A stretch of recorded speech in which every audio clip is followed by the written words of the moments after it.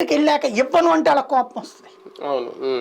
అసలు సీక్రెట్ అది. వాళ్ళ దగ్గరికి వెళ్ళాక వాళ్ళు ఏమంటారు, అలాగని మొత్తం అడిగేస్తారని నేను అన్నాను. ఏమంటారు వాళ్ళు, సరే పవన్ కళ్యాణ్కి ఒక 50 మాకు ఒక 25 అంటారు.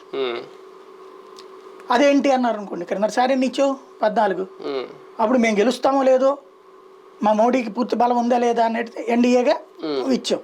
ఇవాళ మేము గెలుస్తామని నీకు కూడా తెలుసు కదా, ప్రధానమంత్రిగా మోడీ మళ్ళీ గెలుస్తున్నాడు నీకు తెలుసు కదా, ఇప్పుడు 14 ఇస్తానంటే ఎట్టగా.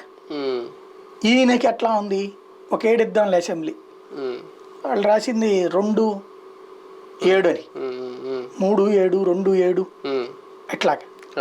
ఆ స్థాయి సీట్లకు అసలు భారతీయ జనతా పార్టీకి అవసరమే లేదు. దానివల్ల వాళ్ళ కొరిగేది ఏంటి. ఇప్పుడు ఇంకోటి, ప్రభుత్వంలో కీలక భాగస్వామ్యం పోషించాలనుకుంటుంది పవన్ కళ్యాణ్. భారతీయ జనతా పార్టీ వచ్చి అక్కడ కీలక భాగస్వామ్యం పోషించదు కదా, ఆటలాంటి పనిలాగా ఉంటుంది అది. బీజేపీ విషయంలో తెలుగుదేశం పార్టీ ఇప్పుడు ఏమన్నా చివరి ప్రయత్నాలు చేస్తుందా, లేదంటే అసలు ప్రయత్నం ఇప్పుడే మొదలైందా? అసలు ఎక్కడ ప్రయత్నించట్లేదు, ఓన్లీ పవన్ కళ్యాణ్కి వదిలేసింది. పాల ముంచినా భారం అయింది అని. ఇప్పుడు ఏమన్నా స్టార్ట్ చేస్తా, ఏం లేదు చేసేటట్టే చెప్పేవాళ్ళు కదా, మేము మాట్లాడుతున్నామని. ఏం లేదు కదా. 8వ తారీఖున ఫైనల్ మీటింగు, 14వ తారీఖున జాయింట్ బహిరంగ సభ అన్నారు. అంతేగాని అక్కడ బీజేపీ ప్రస్థానం ఎక్కడుంది అసలు.